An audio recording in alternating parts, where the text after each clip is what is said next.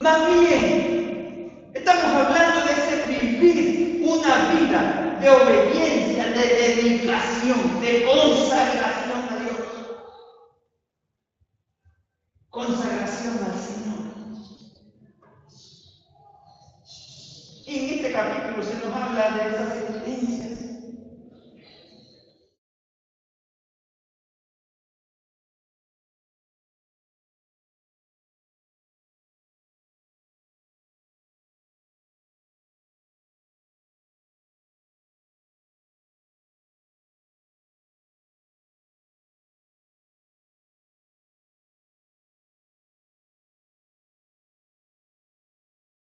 Oraba de esa manera. Pero había un compañero de oración que lo escuchaba. Y ya estaba como que cansado de escuchar esa misma oración del hermano. Y un día cuando oye que el hermano le dice, Señor, límpiame de las... El hermano dice, Señor, cuando limpies esas telarañas, mata también la araña.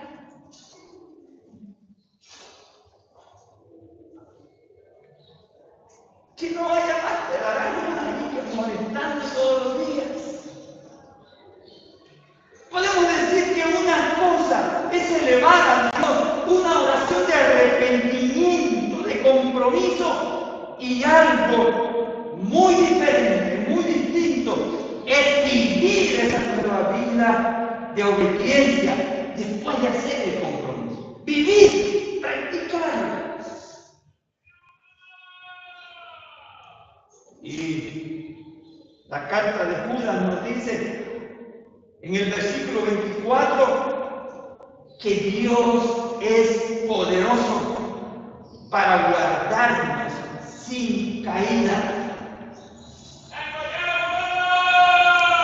Dios es poderoso para guardarnos sin caída. Judas 24. Pero también la Biblia nos dice que si caemos, también el Dios es poderoso para levantarnos y ayudarnos a seguir adelante. Solo tenemos que llegar ante Él confesando, arrepentido, y Él es poderoso para ayudarnos, para levantarnos. El Salmo 37, versículo 4 dice, cuando el hombre cayere, no quedará postrado, porque Jehová sostiene su mano. Aleluya. Cuando el hombre cayere, no quedará postrado, porque Jehová sostiene su mano. ¿Cuántos dicen eso?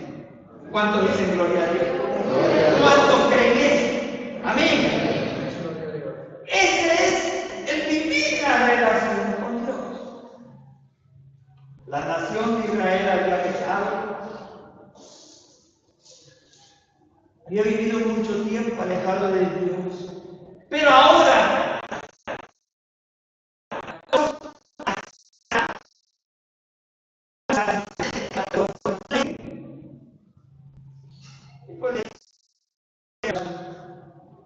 sería sincero la dedicación que ahora. Y en este pasaje encontramos evidencias que quiero destacar.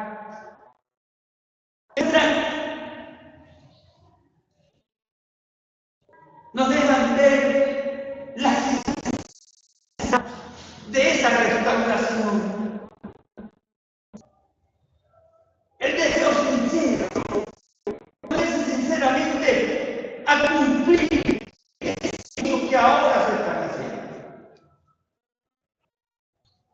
Esas evidencias de nuestras vidas,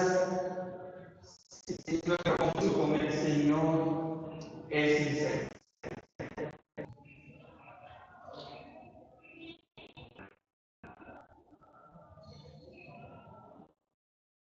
En primer lugar, un sujeto a la palabra de Dios. Un sometimiento a la palabra.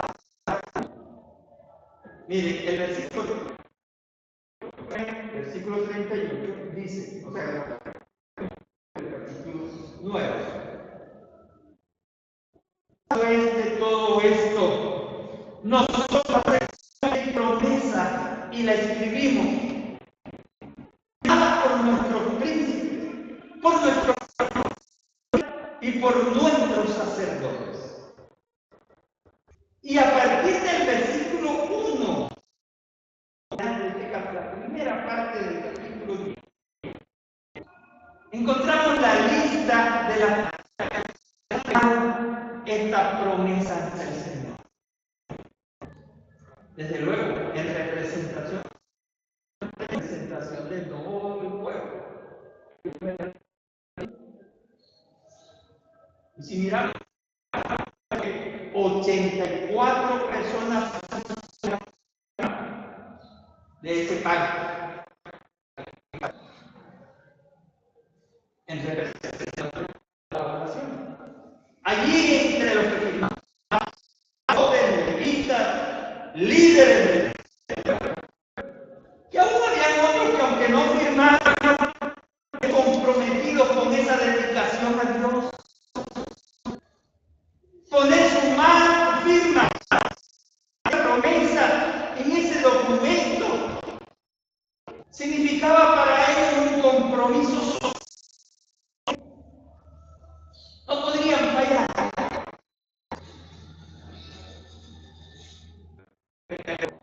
¿Qué fue lo que firmaron?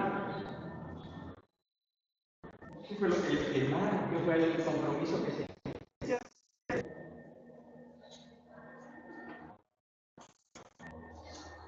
Versículo 29. Se reunieron sus hermanos y sus principales para protestar y jurar que andarían en la ley de Dios. Esa ley que fue dada por Moisés a su siervo, que fue dada por Moisés, siervo de Dios, y que guardarían y cumplirían todos los mandamientos, decretos y estatutos de Jehová nuestro Dios. Ese es el compromiso. Firmamos.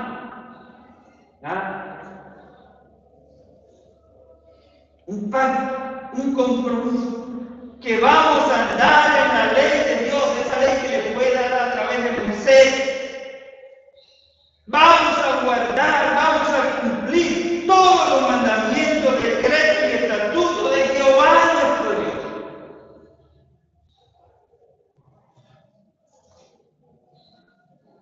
Ellos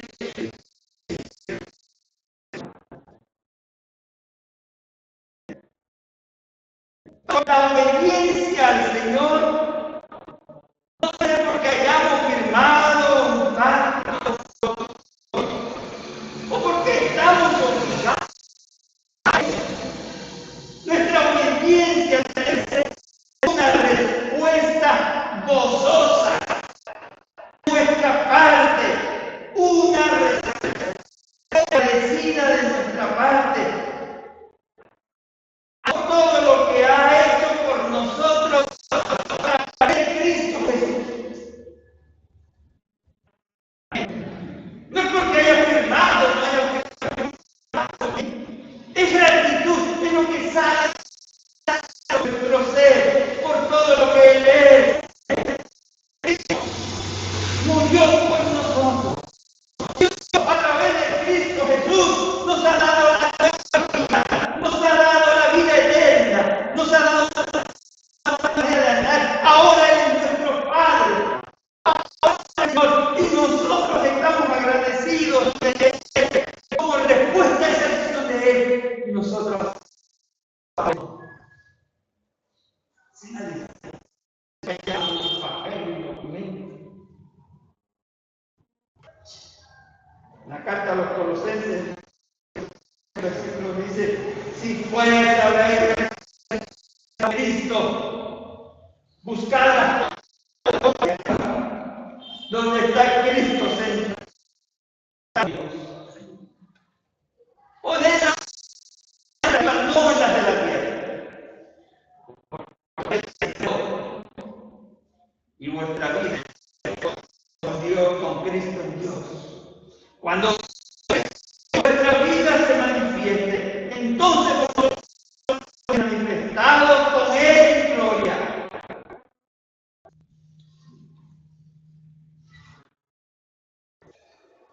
Ya en el versículo anterior, en una carta de los Colosenses, el capítulo, se nos hace referencia a con Cristo. Haber muerto, esta nueva vida es para el que ha muerto. El que ha muerto la vida vieja y ha resucitado.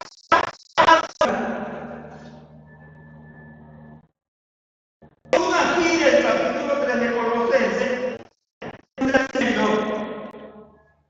y es el también han resucitado.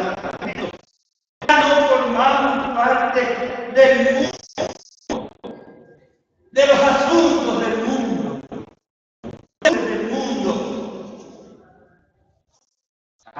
Ahora somos elevados a una santa, aún ante Él. Es lógico que nosotros no estemos mirando lo que tenemos aquí, porque no es aquí donde están nuestros intereses.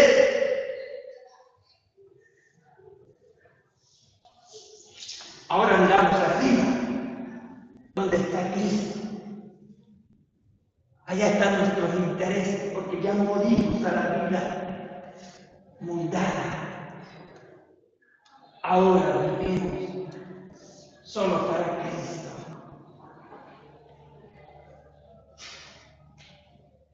Dice la historia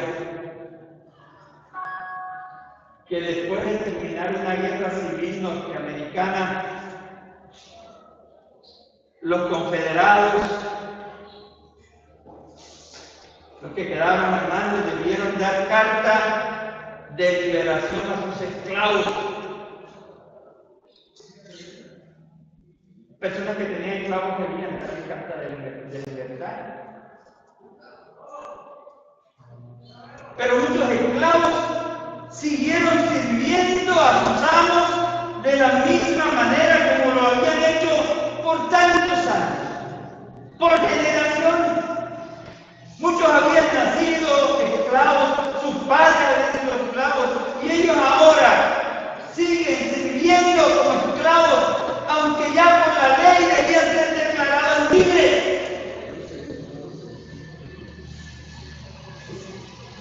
Lo correcto para los amos hubiese sido enseñarles a vivir como libres. Enseñarles a vivir como libres, porque ya legalmente tenían derecho a la libertad. Pero en lugar de eso, se decía en uno al otro: vamos a mantenerlos ignorantes. Y así lo tendremos a nuestro servicio. Aunque esa ley esté firmada, aunque ese decreto ya esté funcionando, nosotros no se lo vamos a enseñar a ellos para nosotros mantenerlos esclavizados. Mis hermanos, la vida cristiana debe centrarse en la obra de Cristo en la cruz, y nosotros debemos saber, no estar ignorantes de qué fue lo que Él logró en la cruz, qué fue lo que Él hizo allá, qué alcanzó para nosotros allá.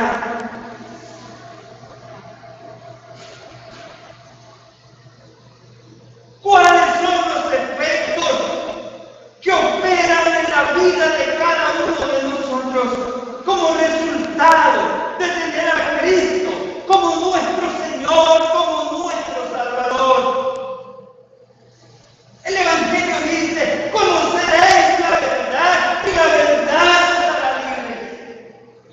Amén. Cada creyente debe buscar las cosas de arriba.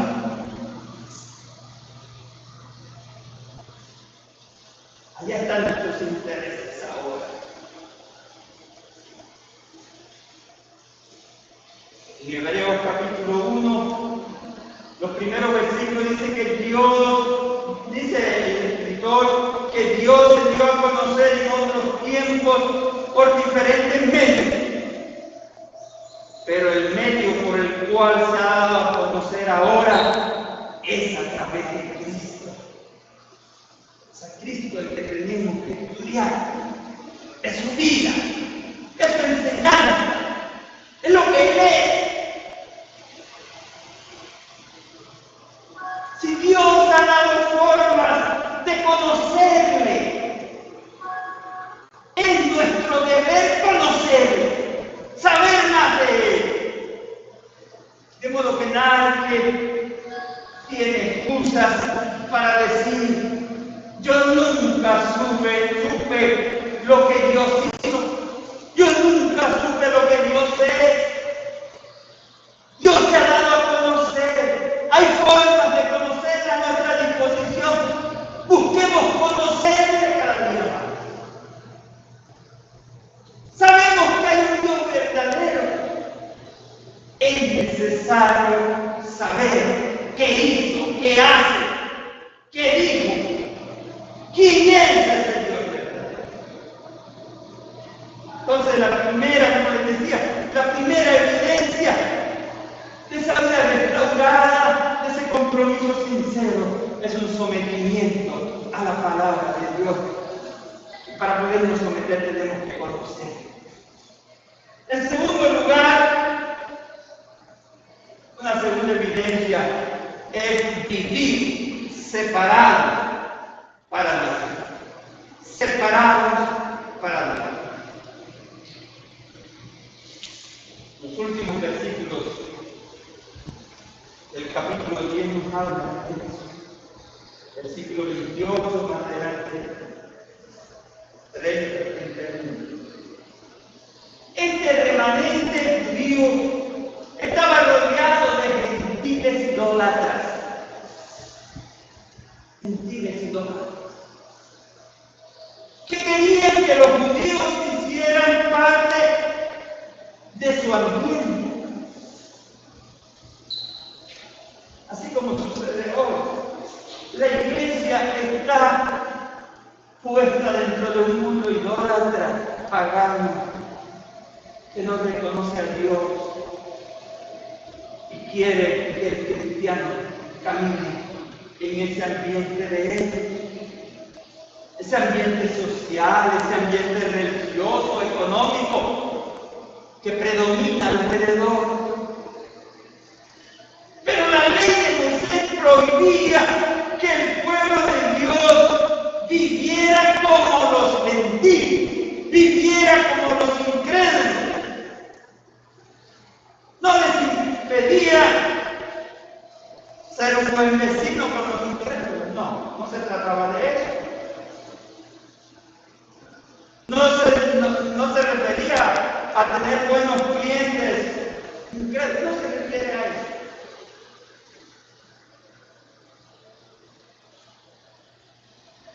Se refiere a estar separado de los incrédulos en la costumbre, en la manera de vivir. Porque en el mundo se ofende a Dios. Las costumbres ofenden a Dios. La manera de vivir.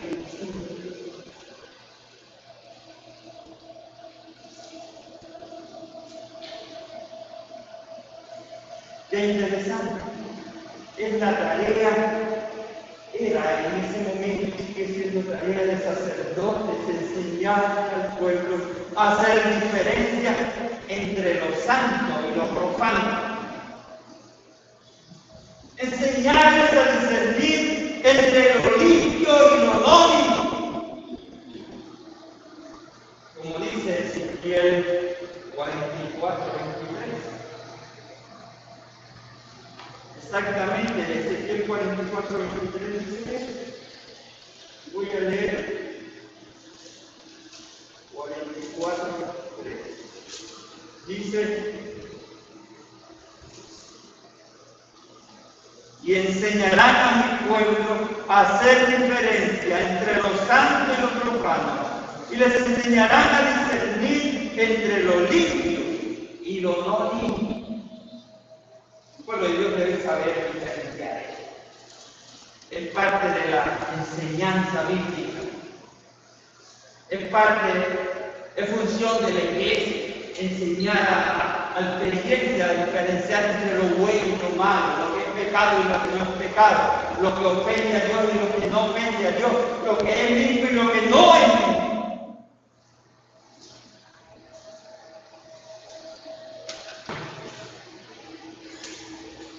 Entonces estamos diciendo que cuando hablamos de separación del mundo, es sencillamente una total devoción, una total dedicación a Dios, sin importar cuál sea el costo.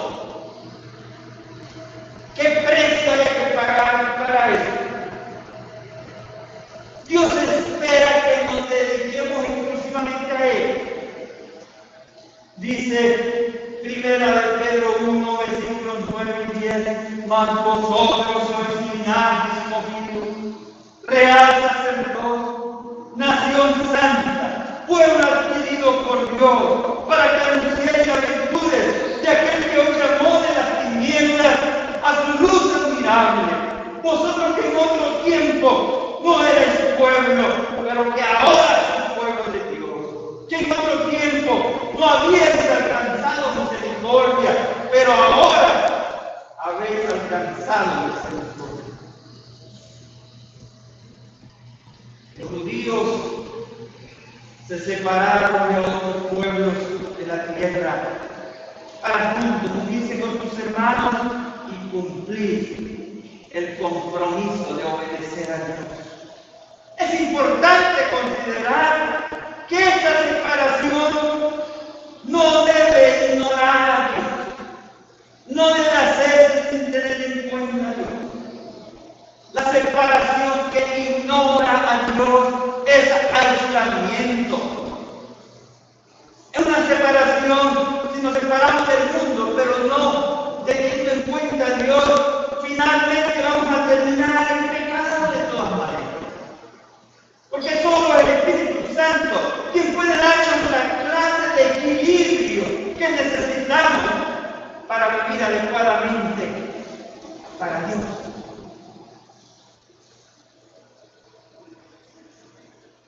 Vivir santamente en medio del mundo de pecado.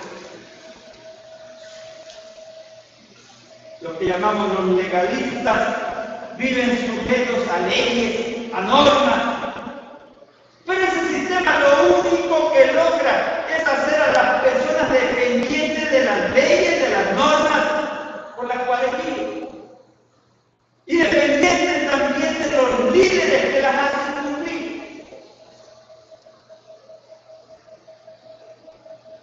Nosotros nos sujetamos al Señor, unidos al Señor. Él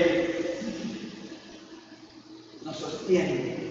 Él nos da la fuerza. Él nos da la capacidad para crecer.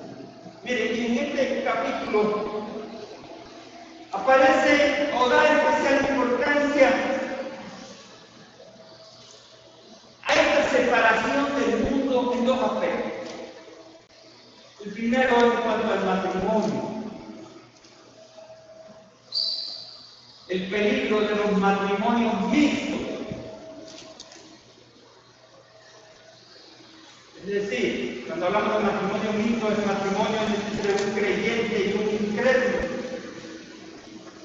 El peligro es que en la práctica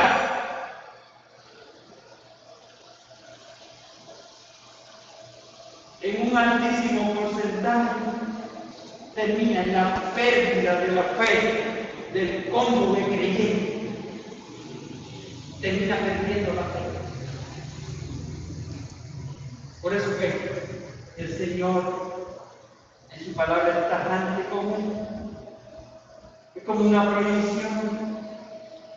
Como un judío casado con una gentil podía guardar sus leyes, cómo podía hacer las celebraciones espirituales que estaban mandadas. De alguna manera él o ella estarían ceremonialmente impuros.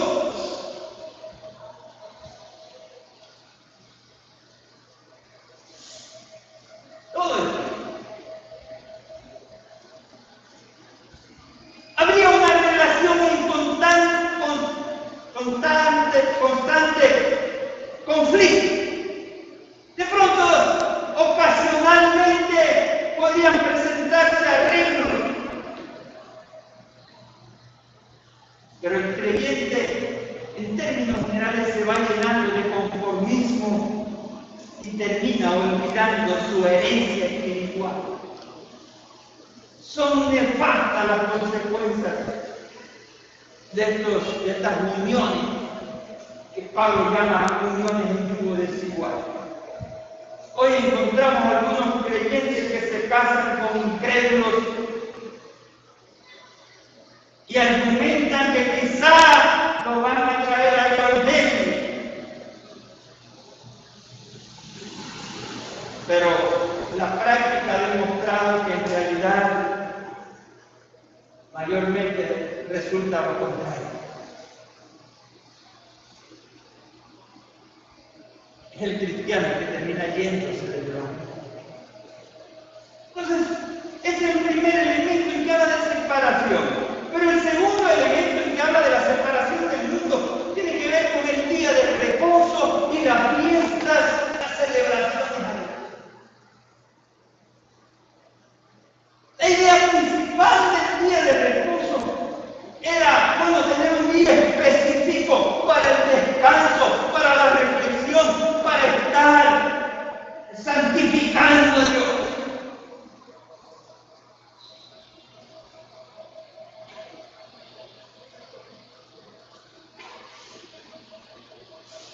Pero los pueblos paganos que estaban alrededor de Israel no les interesaba eso. Ellos trabajaban todos los días igual. Con un pueblo gentil, un pueblo incrédulo, que no guardaba el día de reposo ni ningún día, ni festejaban las fiestas del pueblo de Dios. A los comerciantes judíos, como decimos normalmente, se les hacía agüita la boca, tanto público dispuesto a negociar.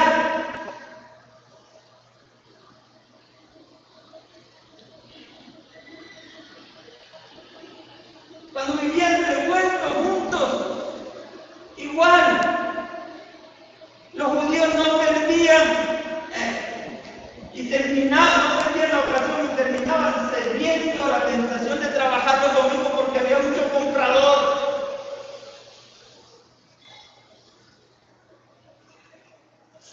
A veces nos suceden cosas particulares.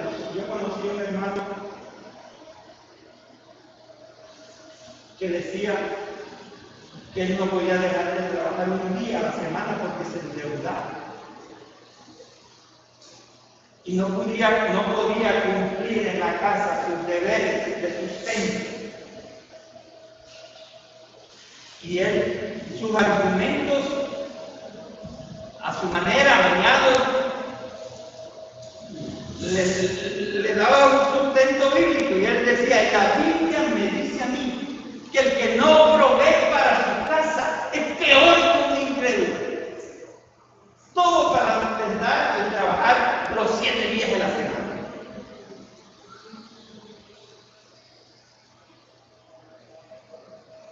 Pero Jesús dijo, a buscar primeramente el reino de Dios y su justicia, y las demás cosas serán añadidas. Así que no nos afanemos por el día de mañana, porque el día de mañana traerá su cosa.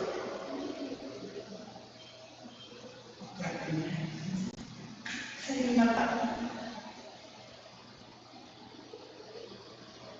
De tal manera, mis hermanos, que en el texto, las consecuencias desastrosas que tiene para el creyente, su matrimonio con un incrédulo, así como el descuido progresivo de la observancia de los días del reposo, de la observancia del día del Señor, de la observancia de las celebraciones especiales del Señor, son presentadas como aspectos por los cuales se le demanda al creyente vivir separado del mundo, vivir separado para Dios.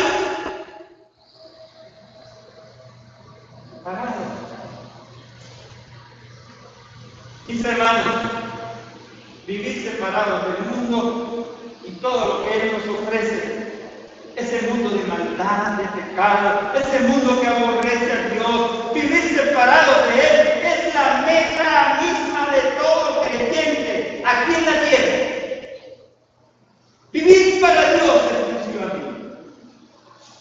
Y en esta carrera, en estos propósitos, vamos a enfrentar dudas, vamos a enfrentar crisis, temores, pruebas. Pero si resistimos, Dios nos acogerá y nos recibirá como buenos siervos.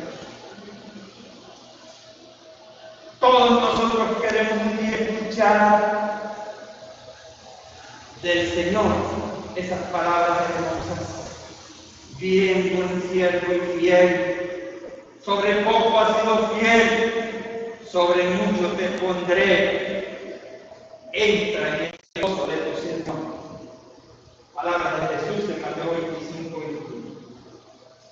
Mis hermanos, no es tiempo de dudar, no es tiempo de vacilar, no es tiempo de andar en el Señor o con el Señor de manera intermitente, que hoy sí, que mañana no. Es tiempo de dedicar nuestra vida, nuestro ser, por entero, al Dios que nos dio la vida, al Dios que nos ha transformado, que nos ha cambiado, al Dios que nos sustenta, al Dios que nos cuida y nos ha dado la salvación a través de Cristo Jesús. Y se quiere. Amén. Seamos esos nuevos creyentes que vivamos dedicados, consagrados por entero a nuestro Rey, a nuestro Dios.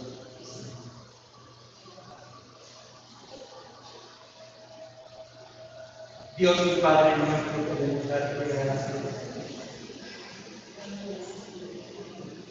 Gracias, Señor, por tu palabra. Ella es vida. Ella nos alimenta, ella nos exhorta, ella nos corrige. A través de ella encontramos la vida eterna. Ella habla de ti, Señor. Que hoy tu palabra haga una obra especial en cada uno de nosotros. Que tu palabra, poderosa. Gracias, Señor. Te bendecimos. Glorificamos y exaltamos. Gracias. Recibe la honra y la gloria. Conoces la vida de cada uno de tus hermanos, sus luchas, temores, las pruebas que enfrentan. Pero tú estás con nosotros en tu palabra. Nos demanda vida rendida, salvación. Confianza plena en ti, Señor. Tú eres fiel, tú no fallas. Y no importa si la tormenta